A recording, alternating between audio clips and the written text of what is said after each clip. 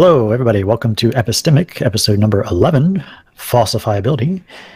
I'm your host today, Reid Nicewonder, aka Cordial Curiosity. Also have my co-host here, Anthony Magnabosco. What's up, Anthony? Hello, guys. How are you? Hey. We also have two guests today. We have Ozzy and Science Pete. What's up, Ozzy? Hi. Not much. I'm just relaxing after supper and looking forward to this discussion. Awesome. And how's it going, Pete? It's going well. Good to be here again. Looking forward to the chat. Great to awesome, have you guys yeah. here. So just to give a quick intro of both Pete and Ozzy a little bit more. Pete has a PhD in molecular genetics and microbiology from Stony Brook University. He has spent his career in both academic and commercial settings to discover and develop new treatments to fight disease. It's pretty awesome. And also Ozzy is a YouTuber and proponent of critical thinking with a background in analytic philosophy. He makes videos and participates in online panel discussions on the subject of the great debate about religion, apologetics, and counter-apologetics. So awesome. Looking forward to the talk today. Really excited to have you guys here. So what's been happening since the last show? What have you been up to, Anthony?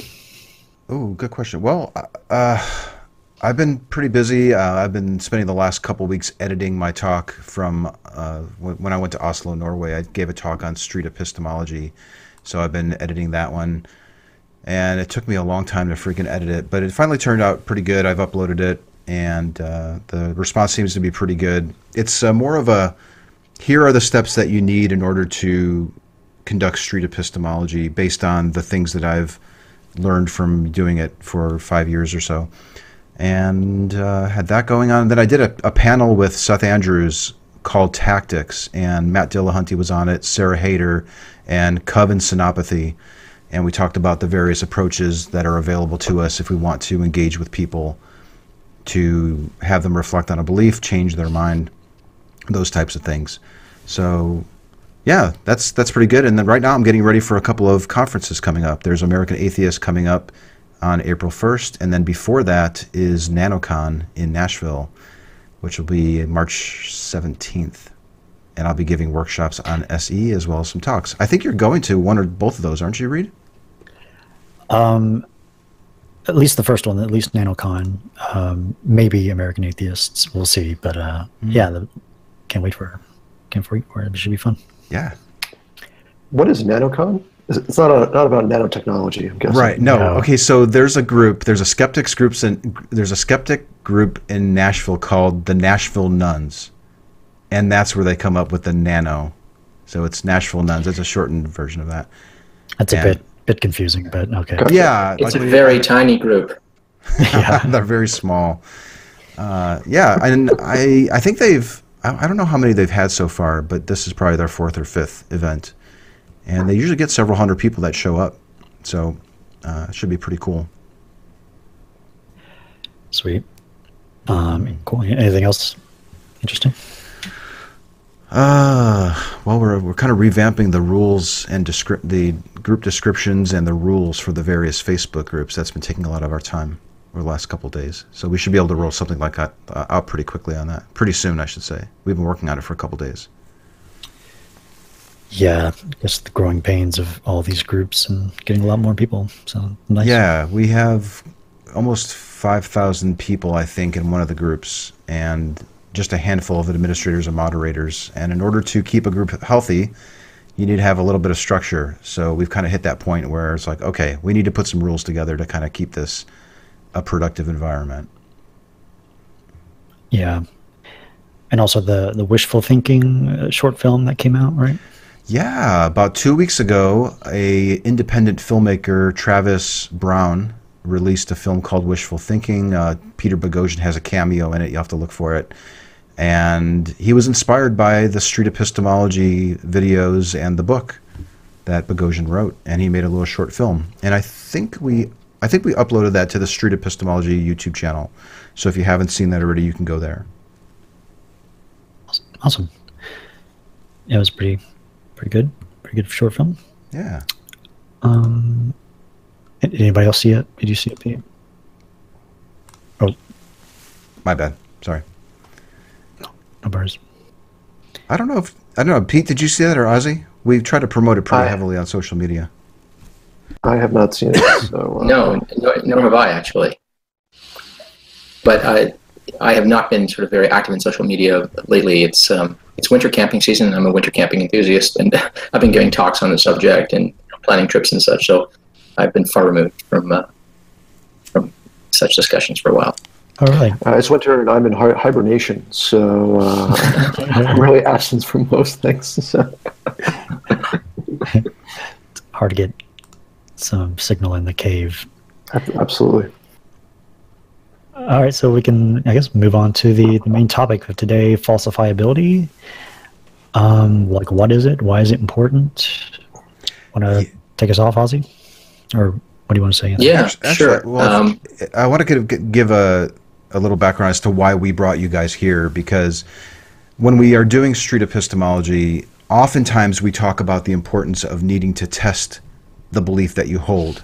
How could you be confident in something that you don't have the ability to test? And that brought up I've started seeing some comments on my videos and people messaging me on Twitter, basically saying, just because something can't be testable doesn't mean that you're unjustified in believing it, which I thought was really interesting. So I thought, well, are they looking at this from a scientific perspective or a philosophical perspective, or what? Like, where are they coming from with that? Which is why we brought somebody who represents the scientific community as well as the philosophy community, and we can get into that. What I was hoping to do, I have just a short 2 or 3 minute clip where I broached the topic of testability, and I thought I would play that just to give people a little bit of taste of how these things come up in a conversation before we get to breaking down whether this is a valid form of questioning. Because if this is a disingenuous type of questioning, then I want to be able to address it or tweak the questions or completely abandon this idea of testing beliefs. So if that's okay with you guys, I want to go ahead and play that video. Yeah, sure. Yeah, good idea. Give me a thumbs up if you can hear it. That's what it sounds like you're almost doing with this belief. Mm-hmm. That you don't have a way to sip it, to test it. Mm-hmm. Is there any way that you can test this belief to figure out that you were mistaken on it? Let's see. Test it. I don't know. I just kind of like, I kind of take life as it is, one day at a time, you know, and it's kind of like me, you know, I just kind of take one day at a time and just kind of handle every struggle. Like one of the things like... Well, hold on a second. Yeah. If I had a method for you to test it, mm-hmm. and I don't. Yeah. But if I did, mm-hmm. or anybody had a method that said, hey, you know, Andy, here's a method for you to test this belief to see if it's true. Mm-hmm. Would you take them up on it? Would you want to implement? Yeah. I think in the sense, like, it's always good to, like, get advice, you know, because, like, I mean, I've become friends with, like, people who are... I'm not talking about advice. I'm talking about a definitive action that you can take mm-hmm. to basically sip the latte, so to speak. Yeah. You know, you sip the latte to figure out that it's not latte, mm-hmm. chai latte. Somebody might have this technique to say, hey, dude, if you do this, there's Odell, if you do this, mm-hmm. you can discover that it doesn't function in the way that you think mm-hmm. that it does. Mm-hmm. Would you be interested in implementing that corrective measure? Yeah, I think I would. I mean, it just really depends on, like, I think I would look at that person, you know, and just, like, look at their personal life, you know, like, how are they? You would be skeptical on the person giving you the corrective measure? I would make sure that I'm receiving corrective advice, like, they have their life in order, you know, like, obviously you wouldn't get financial advice from a homeless person, right?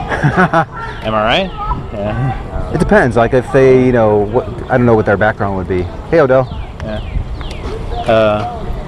Let's focus on something. Yeah. Okay.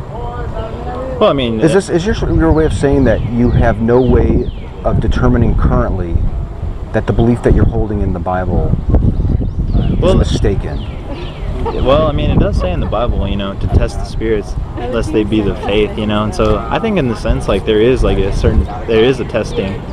Well, it encourages you to test, mm-hmm. but you haven't been able to identify what you would accept as a test. Yeah, I guess like it just depends on like if someone had a test, I'm like, yeah, sure, I'd be willing to take it. I mean, I wouldn't be opposed to it. Thank you very much. So yeah, tell me what you think about that. Was that line of questioning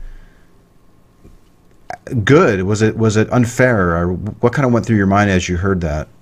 Well, it didn't strike me as unfair. I mean, I think whenever a person purports to believe something, whenever they take something to be true, and they don't have to claim to know it, even if they just think that it's true, right? They just believe that it's true. One incurs a burden of justification. Now, as soon as you do that, it behooves you as a rational epistemic agent to have reasons for thinking what you take to be true is true.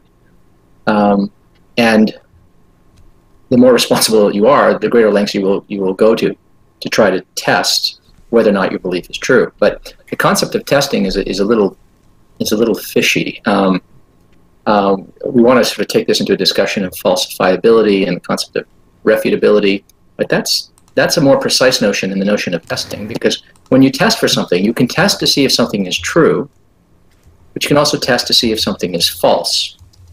And the concept of falsification or refutability is about testing to find out if a belief or a hypothesis in science is false. It's not about trying to test and confirm or corroborate that it's true. So the concept of testing, I think, is very important. But the concept that we're sort of trying to zero in on tonight is the concept of testing to see if your beliefs are false. Is there a way to find out, in principle at least, whether or not your beliefs are false? But when you talk about testing to people who are unfamiliar with the concept of falsification or refutability, when they hear testing, very often it hits their ear as, how could I know if it was true? How could I confirm it, right? Especially conclusively establish that it's true, right? And of course, that's not how science proceeds. For instance, science doesn't try to conclusively establish that something is true. Scientific theories and hypotheses, no matter how well tested, are at best very well corroborated, but they are never absolutely confirmed, and they're corroborated in part by testing to see if the hypothesis will generate predictions that will turn out to be false. And if the theory or the hypothesis generates predictions and those predictions turn out to be false, we know there's something wrong with the theory, there's something wrong with the hypothesis.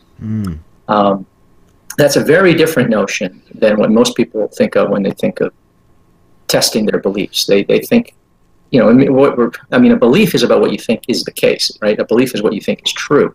So consequently, if you ask a person, how can you test if your belief is true, their orientation in their thinking about that is, how could they establish that it's true? Yes. Their minds are miles away from thinking that it's false. And in fact, when you introduce the concept of falsifiability to people in this context, very often they think you're misunderstanding what it means to test. So if they're unfamiliar with the concept of falsification and refutability, they will very often think that you're introducing some weird notion of testability because it's not testing for truth.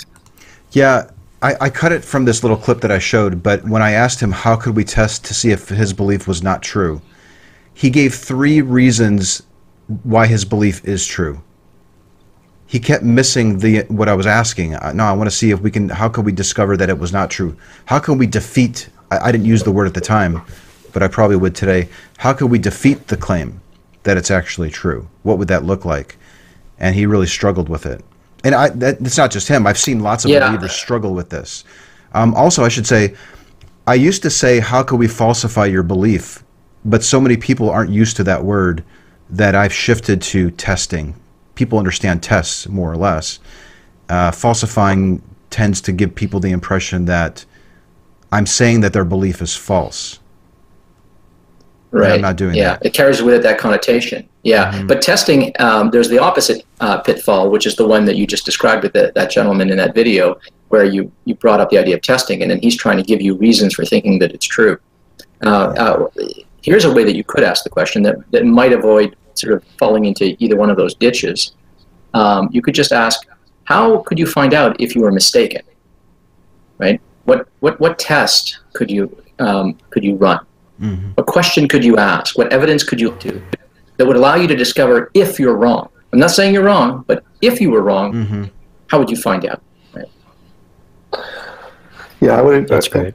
I would agree with that. I think where it might appear that the question is being unfair, when I don't think it is unfair by any means whatsoever, is that the individual is having a hard time thinking of a test to falsify his claim. And because they're struggling with this notion of test, Mm-hmm. it might seem like, just at face value, that you're sort of painting them in a corner and almost like trying to create a gotcha moment, which you're not, but to someone, an outsider, a non-SE individual looking at this, they might see it in that sort of respect. And maybe the person being interviewed might feel that that's the case as well. Well, I do want the person to discover that they're believing in something that they don't have a way to figure out if it's not true. Because that's usually the case, whether it's a prayer or a miracle or whatever. That discovery is very useful. It's very helpful. It's a great way to plant a seed so that somebody thinks about their belief. If they realize, oh my gosh, I have no way of knowing that this belief isn't true. Which, a great question also, I think, is then how do you know that you haven't already seen that evidence, that defeater, if you can't describe what that might be? A funny thing that happens when you have these discussions with people and you try to introduce that concept of falsifiability or refutability. How would you know if you're mistaken, or how could you falsify your belief? Very often they think that the question is irrelevant because they think they have already found a way to establish that it is true. Right? Now, given that I've established that it's true, if I have done that, what is the point of looking for falsification? Right? And very often when people believe something with a very high degree of conviction or confidence, they are satisfied that they have conclusive reasons for thinking that it's true. And once you think that you have conclusive reasons for thinking something is true, the very notion of falsification just seems irrelevant, completely beside the point. And a way to get around that, in my experience, is to just say, okay, well, look, if you think you've got reasons for thinking that it's true, but you can't think of a way to find out if it was wrong, then really how can you know that, or how can you be so confident that you have stumbled into the truth if there's literally no way to find out if you are mistaken? I mean, supposing you have a belief, okay, for which you have no reason to think is false, but it is false. Wouldn't you want there to be a way to find out if it is false, right? Especially if the stakes are high. In the case of religious beliefs and many political beliefs, the stakes are often extremely high. I'd also add, though, depending on the belief and the emotional connection that that individual has to that belief, just the notion of even considering that this is false could be almost traumatic to them. So, there's a huge wall and barrier that you have to penetrate there, that I think that something almost earth-shattering has to occur for them to really sort of step outside their box and really consider the possibility of falsifiability of their claim. Mm. I think it's important also to make the distinction that even if a person is unable to come up with a way to falsify or defeat their belief, it doesn't mean that the belief isn't true. The belief still could very well be true, even though I don't have a way to falsify it. And maybe that's the disconnect. Maybe that's where people are getting confused on these SE videos. They think that we're saying that since you can't test it, that it's not true. That's not where I'm coming from. I think that the big takeaway is that my confidence in that belief should probably be not as high if I discover that I don't have a way to falsify or test or defeat this belief. I want to push back on that a little, though. If you can't test it, you're saying that there's a possibility that it could be true. I don't know if I'm comfortable getting in line with that. I would almost just claim that we have no way of knowing if it's true or false. So to even assume any sort of position would be, I guess, maybe intellectually dishonest in a sense.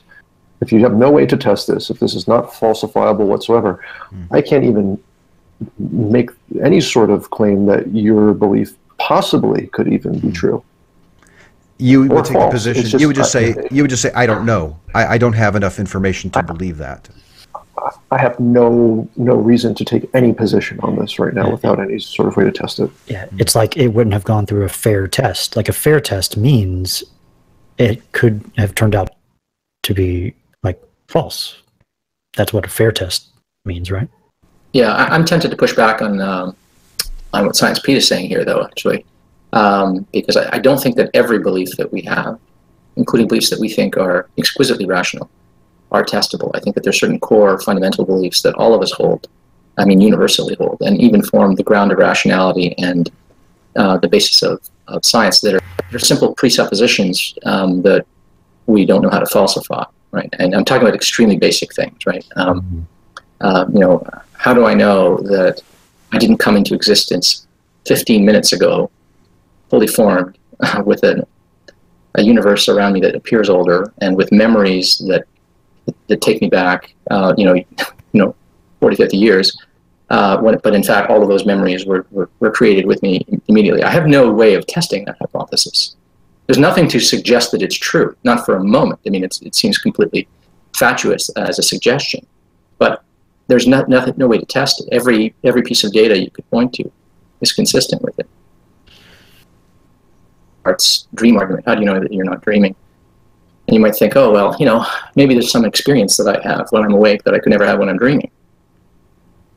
Just imagine that you have an experience like that, or you think you have an experience like that, you know. Let's call that experience phi. Whenever I have an experience of phi, or whenever I feel phi, or I perceive phi, I know that I'm not dreaming. I know that I'm awake. Right? But even that ability to discern the experience of phi from not feeling phi is itself assuming right now that you're making that distinction and capable of making that distinction under a condition where you're not already dreaming. You just dream that experience. Right? Some people will often say, they'll say things like, well, when I'm dreaming, I never feel pain. You know, I never really feel pain. Or you'll never see a clock move in a dream or something like that. There's all kinds of weird notions that people have about dreams and how they differ from waking life, and that would allow them to detect that they are, in fact, awake, dreaming when they're, in fact, dreaming. But as far as we can tell, any experience that you can have in waking life, you can have when you're dreaming. And consequently, data that points to you being awake right now could itself be the product of a dream. You could, in fact, be dreaming that. In fact, I mean, this is such a radical hypothesis. I could literally wake up right now and discover that I am not a mortal human male living in Canada. I might discover that I am a ball of glowing gas in the universe that happens to be sentient. Oh, and I might go, oh my goodness, I had the peculiar dream that went on for a long time, the 50-year-old man living in Canada. So I don't know how I could ever test the hypothesis that I'm not dreaming, because every piece of data is consistent with both my being awake and my dreaming. Every piece of data is world existing only in my mind, or there being a mind-independent reality. So I think that there are some claims, and I think these are universally shared assumptions that we have that are not testable. So I don't think that everything has to be testable. We want as many of our beliefs to be testable as possible. And we want to be as rigorous in our testing as we can be. We want to strive for falsifiability where it is possible to have a belief that is falsifiable. But I think that there are some beliefs that we have that are not falsifiable. And that I think is an objection that a theist might, if we were to say to them, well, look, you know, your belief isn't falsifiable. That should give you pause. They could, you know, come back with, well, you know, we all have a lot of beliefs that aren't falsifiable. I've had conversations with apologists that say exactly that you can't falsify that you didn't exist, that you've only existed since 5 minutes ago. Therefore, any claim that I make is justifiable because we can't falsify some things. There are just some things that we can't falsify. Yeah, therefore, my claim that there's a God is real.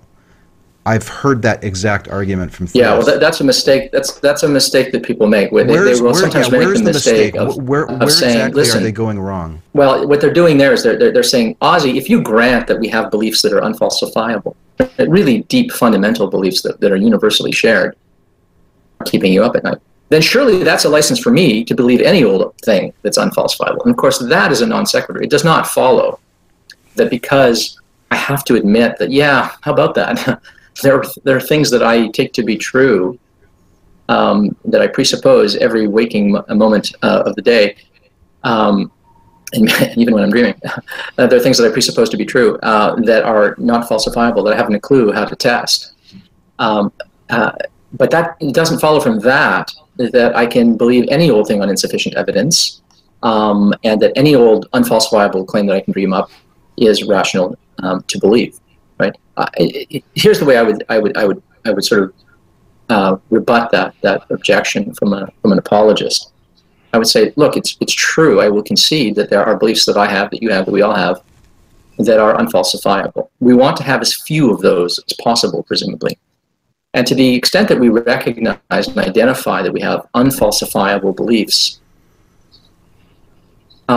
we ought to scale back our confidence. You know, I live every day as if there's a mind-independent reality, living in a solipsistic universe where I'm the only mind and everything around me is actually happening in my mind, right? Where I believe and act as if I think the world is very old and I didn't come into existence fully formed with all my memories 20 minutes ago, for instance, right? I do live in accordance with this presupposition. I'm not under the misapprehension that this is something that I have tested and established has passed a test. Every fact is consistent with this and the opposite thesis. I recognize that, and that's why I don't actually put a lot of stock in it. If someone comes up with a solipsistic argument or an idealistic argument, that is an argument in favor of idealism or solipsism or something like that, that argues for it, I will countenance that argument. I will consider that argument. I will weigh that. I will not dismiss it. And similarly, I think if you believe in a God that's unfalsifiable, you ought to take into consideration objections against it. It's not a license to believe any old damn thing just because you grant that there are some things, certain what I would call properly basic beliefs that are universally shared, that are unfalsifiable. So that, I mean, it's just a non sequitur to try to use it as a license to believe any old thing. I hear it all the time. I agree a lot with what you're saying, Ozzy. One question that I have, and this topic of presuppositions, it kind of confuses me a little bit at times. Is it possible that there are presuppositions, some presuppositions are better than others? Oh, yeah, absolutely, yeah. I think that we all presuppose things all of the time. Some things we presuppose rather stupidly, and some things we presuppose rather out of our animal nature. I'll give you an example. Think of the principle of induction, right? The principle of induction, that if the sun rose in the east yesterday and set in the west, and that happened the day before that, and it happened the day before that way, you come to conclude that in the future, the sun will rise in the east and it will set in the west, right? You're just basing your predictions about what will come in the future on the basis of what has happened in the past, right? That's what we call induction, right? Generalizing from prior experiences. And all of science is predicated on the use of induction. But there is an assumption, a presupposition, if you will, at the heart of induction, and that assumption is the following: that the future will resemble the past in some relevant respects. If you assume that, then of course it's perfectly reasonable to make generalizations and predictions about the future based on the past, right? But if you were not to assume that, then you wouldn't be able to make any predictions. That, I think, is a perfectly rational thing to assume. But there isn't a reason to assume it. We just do assume it, and the assuming of it is part of what we say constitutes rationality, right? The use of deduction constitutes rationality. The use of responsible induction constitutes rationality. Trusting in the general reliability of your senses constitutes rationality. Trusting in the general, not perfect, but general reliability of your memory, for instance, constitutes being a rational agent. Anyone who does not assume these things is going to be very irrational, right? They're going to act in ways that are just disastrous, and they're going to make all kinds of terrible mistakes, right? So there are some assumptions that I think, or presuppositions that we make, that we have no rational warrant for making, but they constitute together what we call rationality. So I think rationality actually rests on a set of presuppositions that are non-arbitrary. My dog uses induction. The reason I believe that the future will resemble the past is the same reason my dog does. It's not that I concluded rationally that the future will resemble the past. I didn't learn that. I was born thinking that way, right? Just as my dog was. This is part of our animal heritage. Our minds are machines that allow us to form a map of reality, and there are presuppositions, if you will, built into that machinery, built presumably by natural selection, that allow us to navigate, to make a mental map or mental model of the reality around us.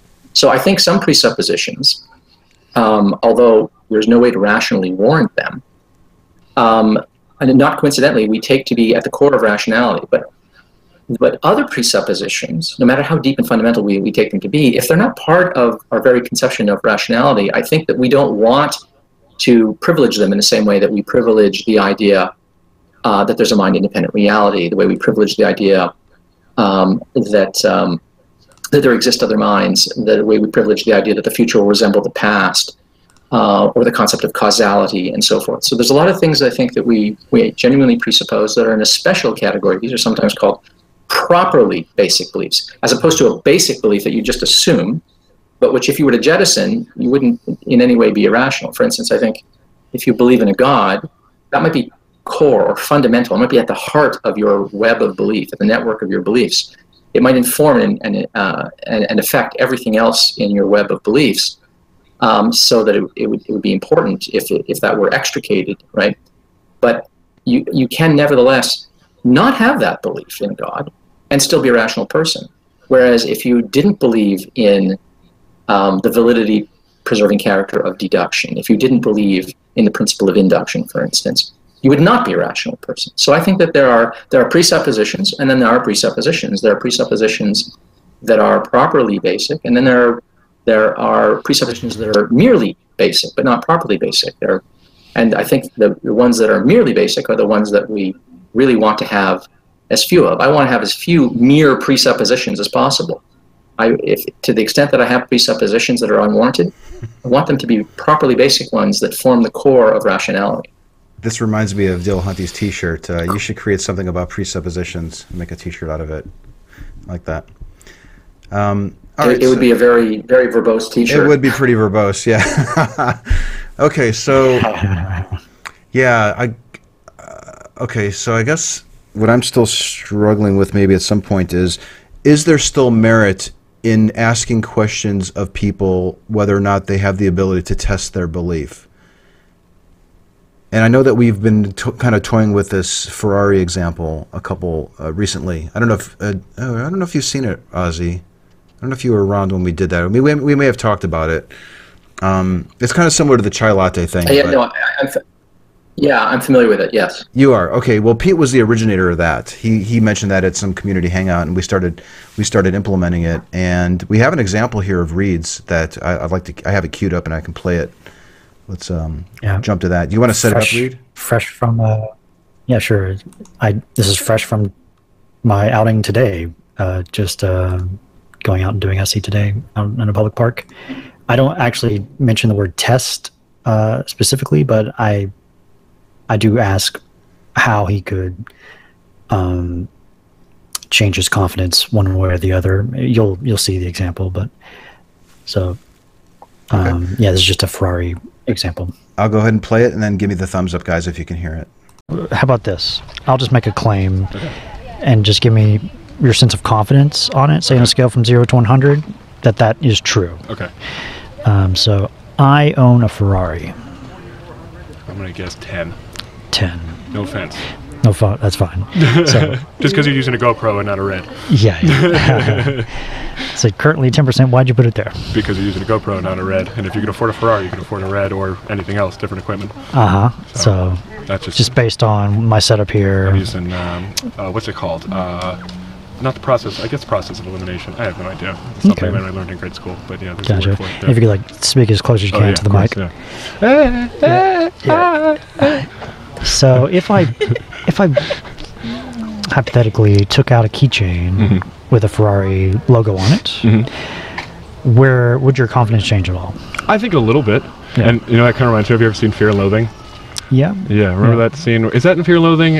I think it was, where he has the Playboy tag on his bag, and when he's trying to get into the race, he just sets the bag down and makes sure that the guy sees it, you know? And so that he kind of just automatically assumes that he's with Playboy and not some other magazine. Okay. And so I think it could be like one of those dealies, you know, because that sticks out in my head because I've seen that movie. And okay, so just a keychain would move you up how much? probably to like a 40.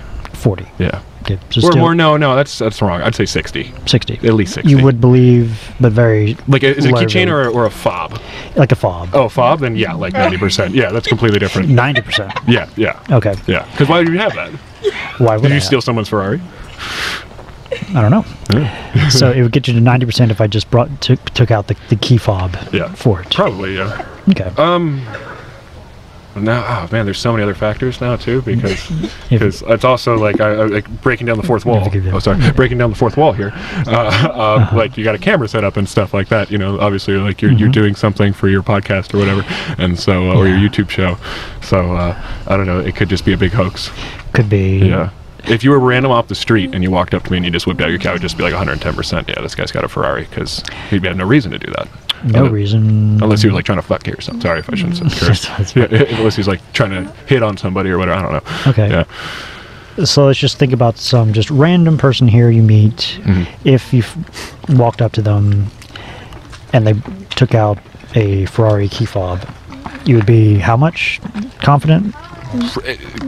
With you probably, I would just assume 100%. I think just because it's Los Angeles, we're at Runyon Canyon, and like wealth is abound. You would just assume 100%. Yeah, I think I would. And by 100%, does this mean you could not be mistaken about it? Okay, no, I wouldn't say that. It'd be like a loose hundred, a loose 100, I guess. Loose 100, so yeah. like 99. Yeah, like I could be swayed.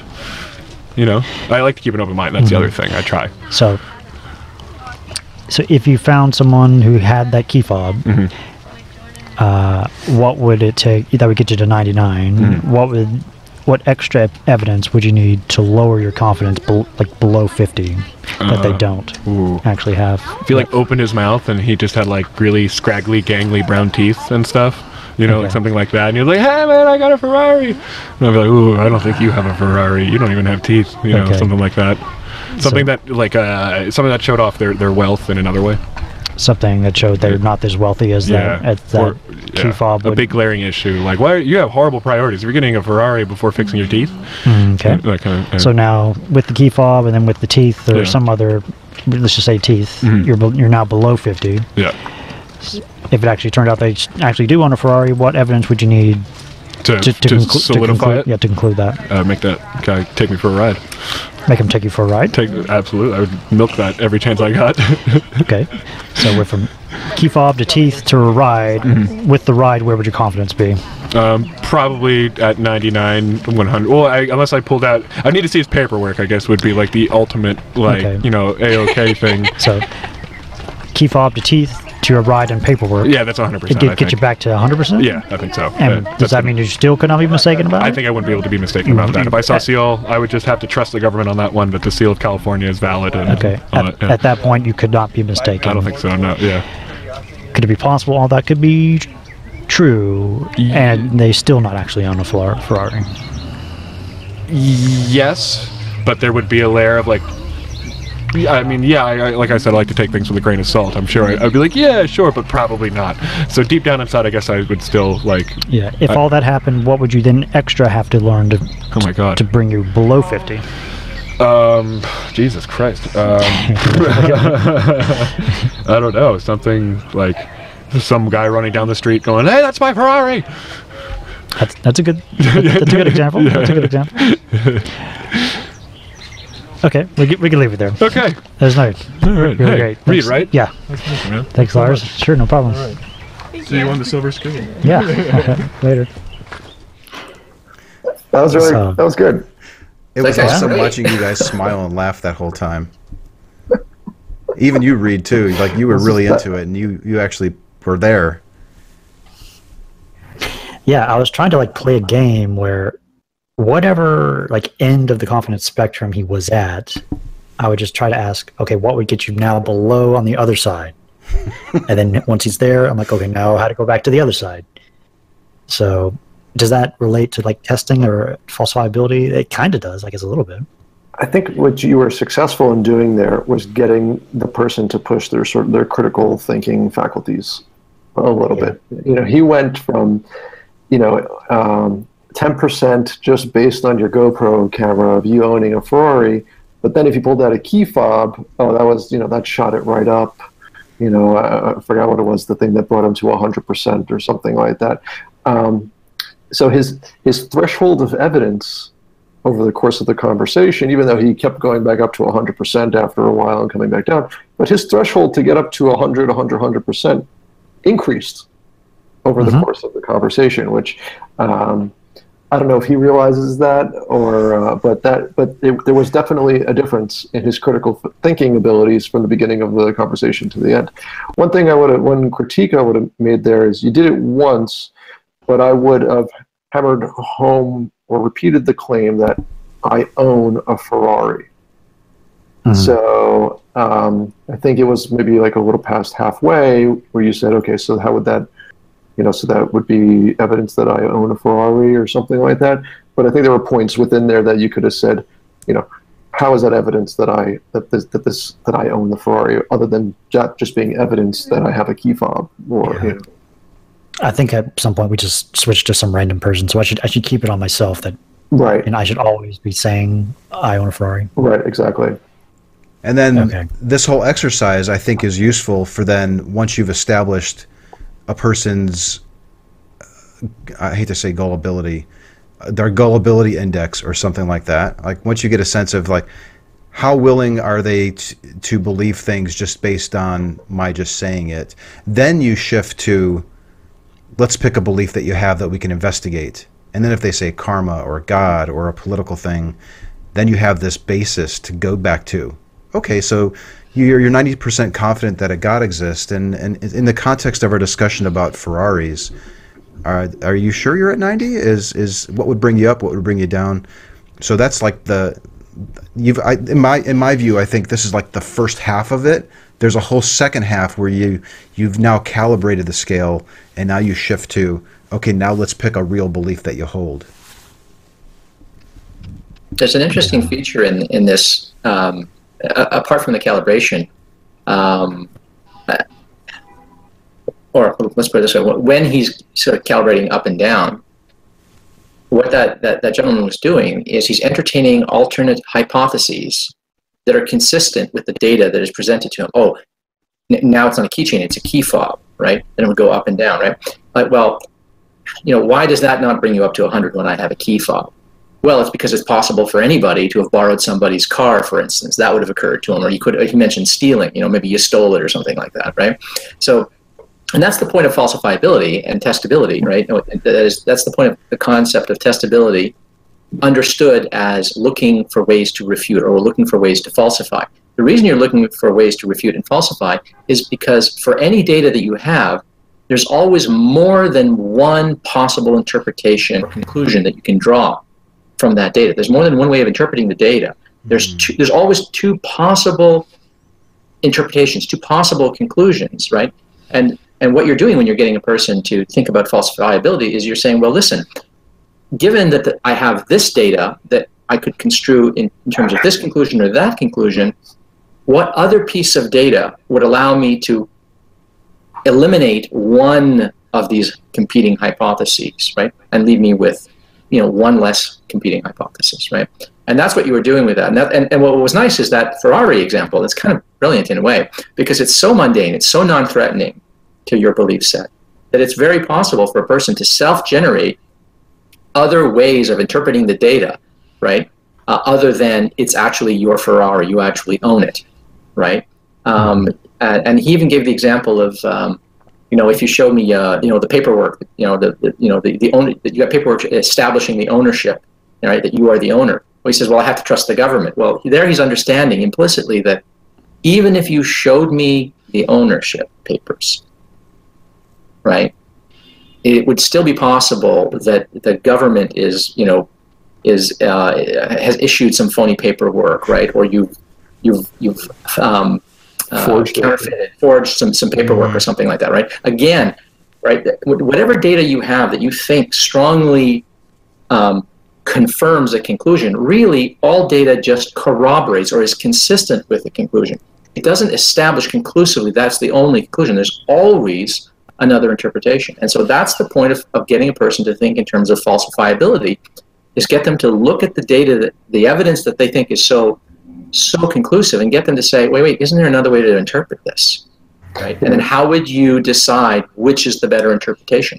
That's what it means to say, how would you know that your belief is false? It's how would you ever discover that the interpretation that you have lent, right, is actually an incorrect interpretation, and that there's another interpretation fully consistent with the data that you now think is so conclusive that would be different than the conclusion you already hold. And to make a comparison to Anthony's video here, as you mentioned, when I was thinking about this experiment, the key element here is the emotional detachment to the claim. So that's why we use a Ferrari. It's an extraordinary item. It's rare amongst the population, but the likelihood of the individual having an emotional attachment to it is very low. So it's easier for them to conceive of alternative possibilities for the validity of this claim that is being made. So when Anthony played his video, he was obviously asking about the falsifiability of this deeply held belief that this individual had. He couldn't even think of anything. It just wasn't even almost like a possibility. But almost immediately with the Ferrari thing, he could easily just say, "All right, what's your confidence in this?" He said, "Oh, well, it's 10%," and then he could walk him up and down the scale, no problem, and do all these sort of critical thinking gymnastics with the person, because that emotional attachment to the claim is not there. It's not acting as a blockade. I think it's also important to consider when you roll out the calibration exercise, the Ferrari example. If you are 30 minutes into a discussion about Jesus and the Bible, and then you go to the Ferrari example, a person might be less honest with you participating in that exercise because they can see where the conversation might be going. They might say, "Oh yeah, I take you on your word that you believe that you have a Ferrari." So there is something to be said about performing this thing first. Get buy-in. Have a good discussion about evidence and what would change your mind, what would lower your confidence, what am I willing to believe based on what you're presenting to me, and then shift to that belief if you can. Yeah, I think that's very important, that it would have to be done in that order, because doing it in the order that you described, this correct order, the Ferrari example first, it primes the person to think in terms of competing or alternative hypotheses that are consistent with the data, but where you wouldn't own the Ferrari, right? And once a person is sort of oriented that way, is thinking in those terms, then when you switch to a subject where they are very strongly invested, then they already understand. They just did the exercise. They know that this is how they're now supposed to think about that belief, right? Whereas if you do it the other way, it's really hard. I used to teach critical thinking in university to undergraduate students, and it's very easy to teach students to understand and identify, to spot fallacies, formal and informal fallacies in an argument, if it's a subject that they're not interested in. But if you try to explain to a person, this is a fallacious form of reasoning with an argument that they likely already think is true, all you're doing is convincing them that this is not a real fallacy, right? You're imparting some kind of phony fallacy to them. That sounds really familiar with the backfire effect that we tend to run into. That's interesting. It occurred to me that I was thinking, just to kind of come full circle, I could probably be justifiable in concluding that Reid owns a Ferrari if we all recognize that we really can't prove that we didn't just start existing 5 minutes ago. So I think I'm justified in believing Reid's claim that he owns a Ferrari. That, I think, brings it full circle to show just how disingenuous the typical apologetic argument is. I have to see Reid's teeth first to really form an opinion. You could probably couldn't hear that, Anthony, because you had some sound issues. But one of the criteria for owning a Ferrari was having nice teeth. Apparently, that really, if he had like really bad teeth, his confidence went way down. Oh my gosh. Yeah, and we're switching between these terms like defeasibility and falsifiability. Are those like the same thing, or are there any differences between those things? Good question. Yeah, I was going to ask the same thing. We got falsifiability, testability, refutability, defeasibility. Are they all synonymous? Are there subtle differences? Yeah, I'm glad you brought that up, dude. Well, I think there are connotational differences, but I mean, when they're used in this context of belief testing, right, they're typically used interchangeably. So I wouldn't split hairs over whether a person is saying a belief is defeasible or falsifiable or refutable. In fact, when I was talking earlier, I kept saying falsifiability or refutability. I wasn't trying to make a distinction between the two. I was trying to suggest that you could use the two terms interchangeably. And in fact, in the philosophical literature on the subject, they are often used that way. Although one could try to sort of do some sort of fine logic chopping there and define things so precisely that they don't mean exactly the same thing. Well, that's good to know. I think I would recommend that people just stick with testability because of what I mentioned before. When you say falsifiability, a lot of people get confused on that, and they think that you're asserting that their belief is false. Prove me right. And that might explain why they shift to giving you all these reasons why they think it's true. So yeah, talking about testing, and I love the Ferrari example. It's so useful. Yeah, I think it's so important also when you roll it out. If you have the ability to roll it out first before you get into the topic. But you know, a lot of people who are using SE aren't using it with strangers on the street. They're using it with family members who know exactly where your position is. So it could be maybe a little difficult for people to roll out the Ferrari example with a loved one who knows everything about them and their position on the topic being discussed. Do you have any suggestions there? We actually had someone do this. Our friend Pine Creek, Doug, I think actually performed this on some members of his family. Oh, yeah. And I mean, they obviously know if he owns a Ferrari or not, because if he did and they didn't know that, I think that would cause some issues. But he just made the person a perfect stranger. And he just said, you know, if a perfect stranger came up to you and said, I own a Ferrari, where would you, you know, how confident would you be in that claim? So that's an easy way to get around someone knowing your personal position. Okay, so just the opposite of what you suggested for Reid by keeping it on himself. If it is somebody you know, just make it a hypothetical third-party stranger making the claim. Right. I think the advantage of what Reid is doing, what you do when you go and, you know, face-to-face with someone, that person has never met you before, and you can actually use your personal emotive experience to almost see if you can convince the person that this is a true claim or not. And it's so funny when I say that to people, they're immediately just pretty much judging me, or they're looking at all of my stuff. They're looking at me, like what I'm wearing. Shows you what a materialistic world we live in. Yeah, they're trying to get as much evidence. Yeah, that's right. They're data gathering. It's data collection when they do that. When they eyeball you, they look you up and down. Yeah. Yeah. They're looking at your speech. Do you have any like expensive jewelry that you could wear, Reid, when you do this? Maybe like some gold chains or something. I have a Ferrari keychain that I ordered. It came unassembled. I have to glue it together, so I haven't put it together yet. But you know, I wanted to mention this one thing. It was kind of funny. Somebody was saying you have to be careful with this Ferrari example because you're ultimately appealing to statism for verification of your ownership. Is that verification, though? I mean, it could still be a mistake. It could still be a forged document. It could be an old expired document. I could have purchased something from my friend, and we didn't walk down and register it yet, but technically I still own it. I think the point is that it is a threshold of evidence that is extraordinarily high. An extraordinary claim requires extraordinary evidence. And in this case, to have the extraordinary claim that you own a Ferrari, one would need to produce extraordinary evidence such as a bill of sale or a title or something like that to validate that claim. What if we did this claim? There is a Tesla Roadster floating in space. I wonder if people know about that. I think that's too well known at this point. It's too well known. I would love to try that out and see if someone who does not know that is true. I would suspect half the population is not aware that that's happening, that's up there. Because that's pretty extraordinary. That's a good one. Okay, so I think if you went to, if you went to somewhere, some third world country, in the Middle East or Africa or somewhere where you would have access to, I would say over half of the U.S. population does not know that is true. I would agree with that. Possibly. Yeah, I'd agree with that, Reid.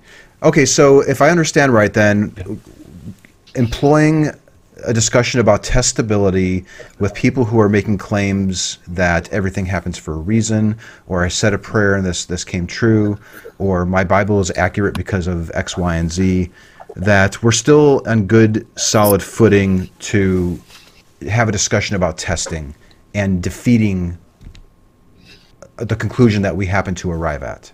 Yeah, I think so. Okay. I'd like to understand how Pete goes about seeking out falsification for his work, just anecdotally. Well, it's a different sort of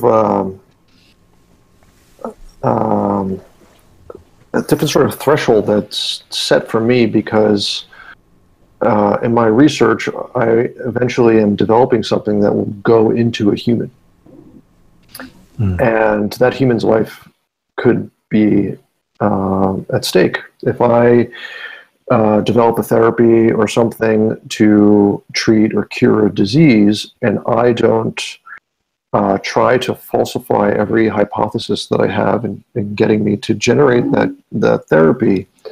I run the risk of generating a product that, when I go to put it into a human, could have severe toxic effects on them and could potentially take their life.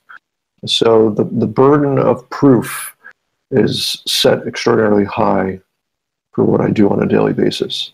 To do otherwise would have catastrophic implications. Cool. I guess that's the easiest way. I mean, just there's a greater burden for me to falsify the claims that I'm making, which most people don't have on a daily basis. The other thing, too, that you don't really get in a sort of an SE conversation, but you do get in the scientific world, is this idea of reproducibility. So, it's one thing for a claim to be falsifiable and testable, but that alone is not enough. Someone else, somewhere in a different location in the world, completely different bias as you, should be able to reproduce those results exactly for it to even to be considered to have some semblance of truth to it. You can repeat the experiment over and over and over again yourself, but you come with your own biases. It's not until that other individual, not just them, multiple individuals are able to obtain the same results as you without any influence from you whatsoever, can you say that you have a realistic effect, a realistic phenomenon that is occurring here? There's actually something interesting about what you just said there, Pete. Reproducibility can actually be understood as the further application of the principle of refutability. When you are the only person doing the experiment, even if you reproduce it in your own lab over and over and over again, there are other hypotheses for why you're getting the results that you're having. You already mentioned one. Your biases, your own interpretive biases, might be affecting the outcomes and the conclusions that you're finding. Okay, we want to test that. We want to falsify that. Well, let's have someone do the experiment who doesn't share your biases. In fact, let's find someone who thinks that the hypothesis is bunk because they're committed to a different theory, for instance. And let's have them do it and see if they get the same results. So that too is more, even reproducibility of the findings actually, I think, resolves down to more testability, more attempts at falsifiability. Another interpretation for why you're getting the results in your lab that you're getting that have nothing to do with biases might be there's just something idiosyncratic about your lab. There's just some contaminant in there that you're just unable to eliminate. It's ineliminable in your lab, perhaps. You might have a lab technician that consistently does something incorrectly, unknown to you, But as soon as someone in another lab undertakes the same experiment, they go, wait a minute, we're getting different findings, right? So again, the idea that the only way to interpret the data and reach the conclusion is in terms of the data that I have is belied by the fact that if you think about it, there's always another way of interpreting the same facts, right? Your findings can be interpreted another way. The result of your biases, as a result of your biases, as a consequence of some idiosyncratic practice or procedure or technique used in your lab, a contaminant that you're unaware of, right? All of these are other ways of interpreting your findings, and all of those get put to the test by having as many people as possible testing it independently of you. So independent testing and reproducibility in independent tests is just another form of bringing to bear the principle of refutability, of hypothesis testing. Yeah, I also want to add that one thing, so I work for a biotech company, and before we even go to set out to do any sort of experiments, we think that we might be able to come up with a new formulation of something, rework some things. The data that we base our ideas off of, the previous experiments done by other groups in the world, the first thing that we'll do is try to reproduce their experiments. Because one thing we find over and over and over again is that even if something is just published in a high-impact publication, take some of your biggest scientific public journals out there, Science, Nature, etc., they have an extremely high retraction rate as well. So, again, if you're going to develop something that is going to be put into a human and could potentially hurt them if not done correctly, you want to make sure that the data that you're obtaining, whatever the literature out there that you're seeking for inspiration, is accurate as well. So we'll go and peer review and reproduce the work that has already been potentially peer reviewed and reproduced previously, as well as a further layer, to gain a further layer of confidence. For the theists who might be listening or watching this, they're probably asking, what would you as an atheist require to defeat or refute your position on the claim of there being or not being a higher power? If we could do it really briefly, what would you say? What would you say? What is your defeater for your stance that there is no God? Well, in my case, it would depend on the God that we're talking about. But I mean, there's all kinds of defeaters.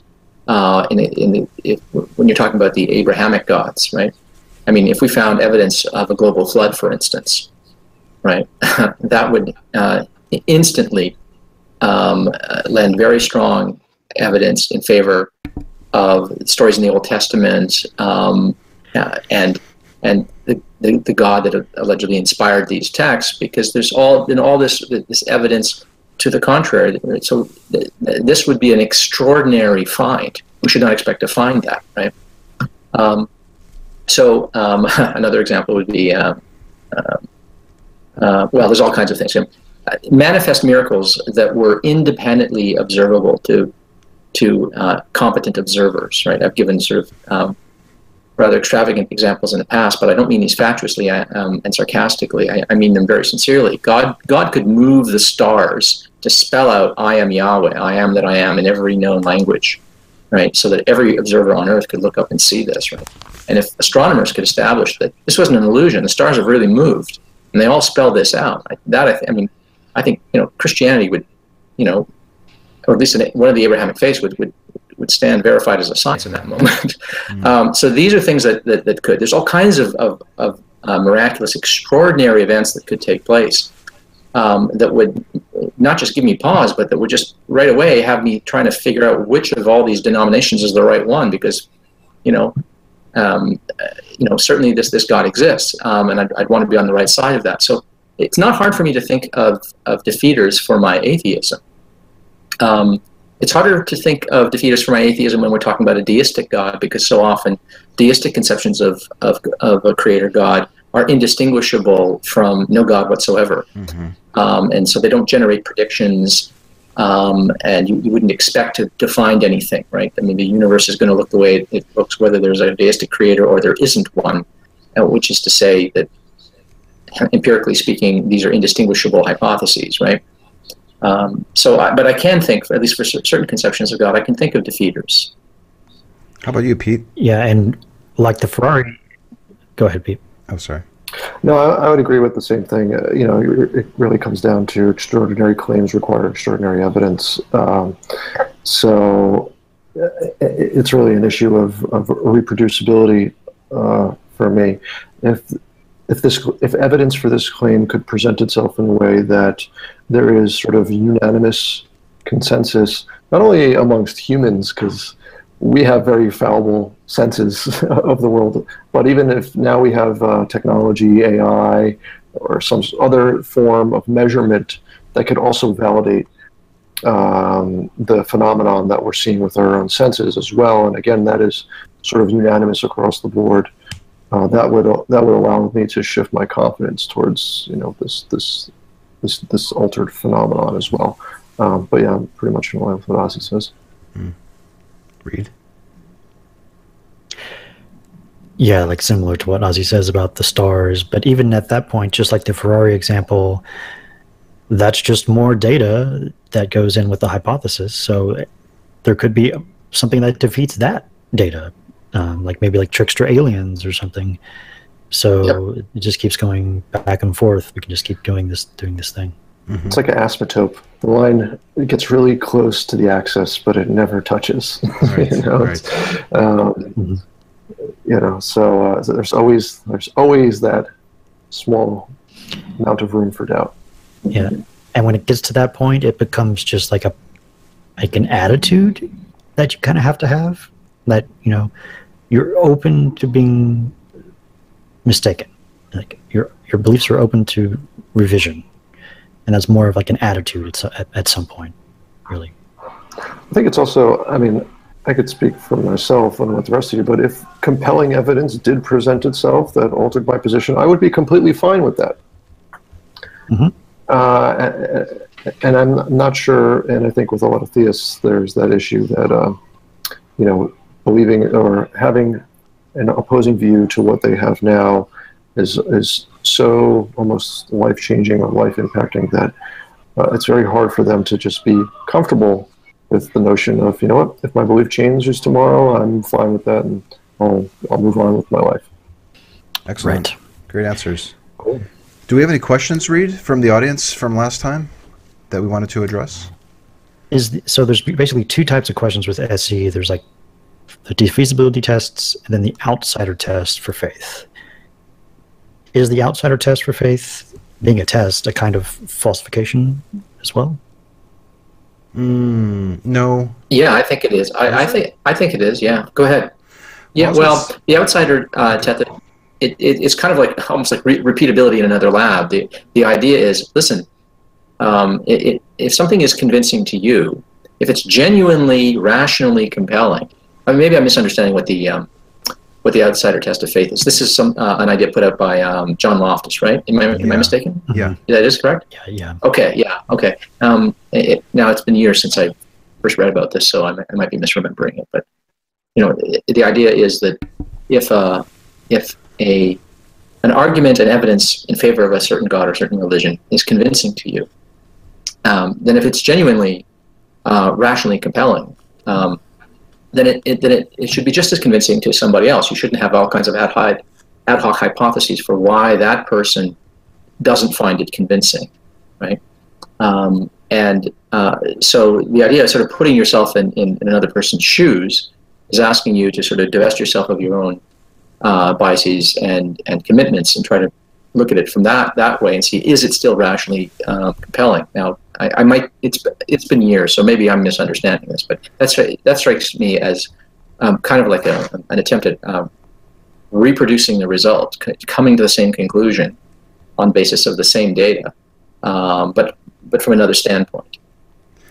Yeah, that's my understanding too, that at its core, the outsider test for faith is asking if you are able to be just as skeptical towards your stance to the conclusions that you've arrived at as you are to the conclusions that other people make of similar deities, for example.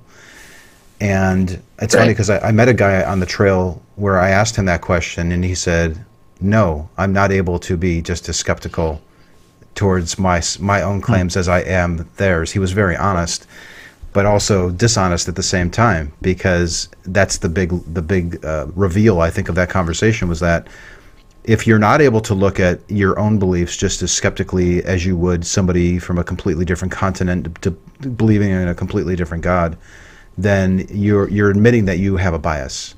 And I think that's at the core of the outsider test for faith, which is why I was saying originally that no, I don't think that it was really related to the testing part of it. I think it more reveals the underlying bias that you have, preventing you from being able to adequately test your belief. Yeah. You basically. I don't know if I agree with that or not. So please go ahead. How I think of it is that you're basically cloning the person, their method of coming to this conclusion. Say like having a feeling. So like clone that person. Person A has a feeling about something and concludes A, and person B has a feeling and concludes something B. So it's like, how can you tell between A and B if they're both using the same thing? Yeah, like I kind of look at outsider test primarily as, are you capable of walking in the lab and conducting experiments? It's almost like a check before you are given the tools to, handed tools to say, okay, here's the microscope, here's the claim, here's your project that you're working on. Are you able to approach this from an open and fair point of view? Yeah, I think when people hear that question, they're honestly answering that they have these biases. They so favor one hypothesis, and they are so confident that any other alternative hypothesis is irrelevant, can be dismissed.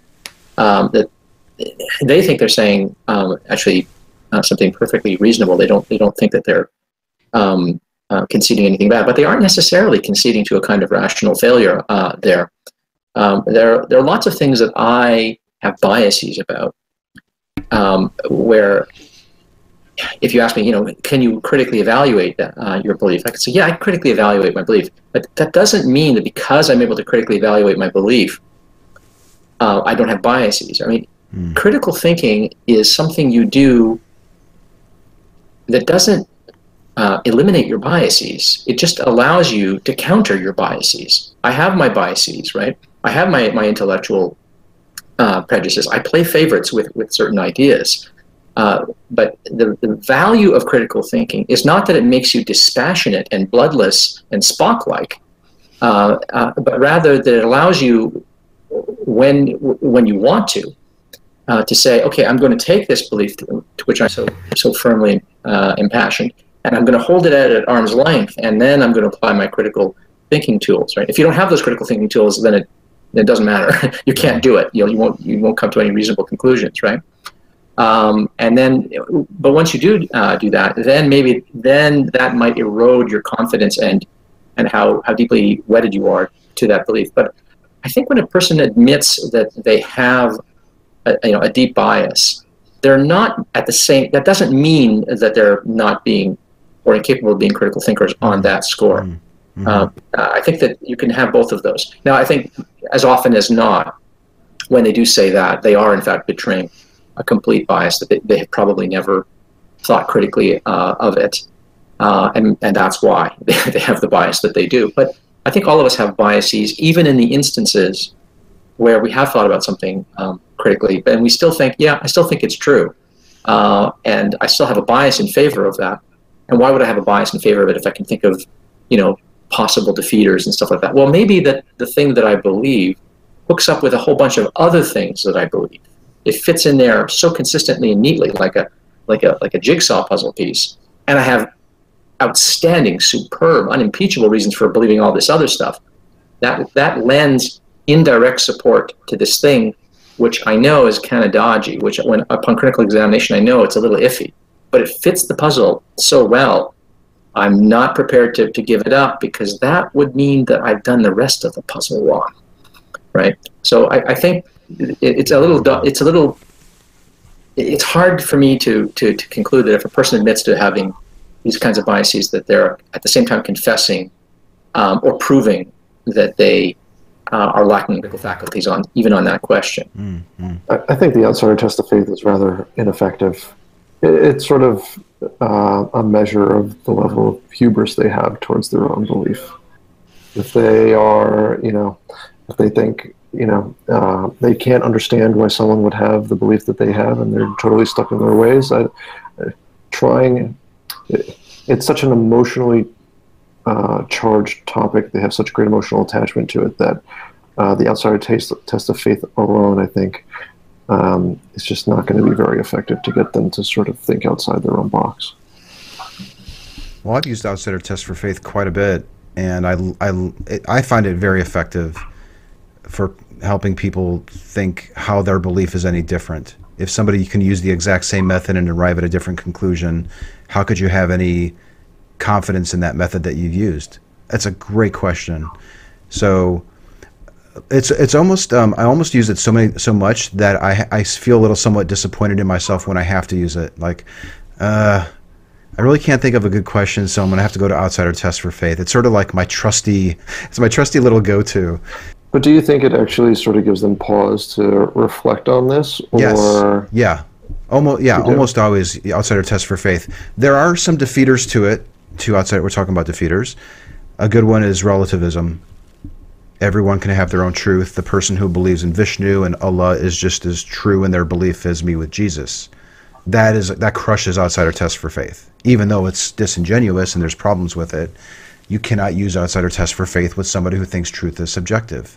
You have to first examine how they are concluding that truth is not objective, and then maybe you can go back to outsider test for faith. Another thing I've heard is, yes, there are people who believe in Allah and Vishnu and Jesus, but ultimately it's all the same God. You've just killed outsider test for faith there, in my view. So it's not a perfect tool, but I'd say 80% of the time it helps a person reflect on their belief. So cool. I think we've covered a lot here. Talked a lot about falsifiability. Lots of good examples. Sweet. So I think it's just time to wrap up. Thanks everybody for joining. Pete, can you say any last words and give your any social media you want to give out? No, I love doing this with you guys. Great to see that the Ferrari experiment is gaining more steam, and kudos to you and Anthony to really kind of test the hypothesis here. And you can catch me on Twitter at SciencePeter. Yeah, and if anybody has any feedback with the Ferrari example, how we could make it better, how we make it more of an example of falsifiability or testing these beliefs, let us know. Give us feedback. Join one of the Facebook groups and let us know, or tweet at us. So cool. All right, Ozzy, any last words and your social media? No, nothing to add to this conversation other than say that I thought it was a really good conversation. And if anyone's interested in my content, they can find me on YouTube. Just look for Ozymandias Ramses II. I'm also on Facebook under the same name. Oh, and also on Google Plus under the same name. Awesome, thanks. And Anthony?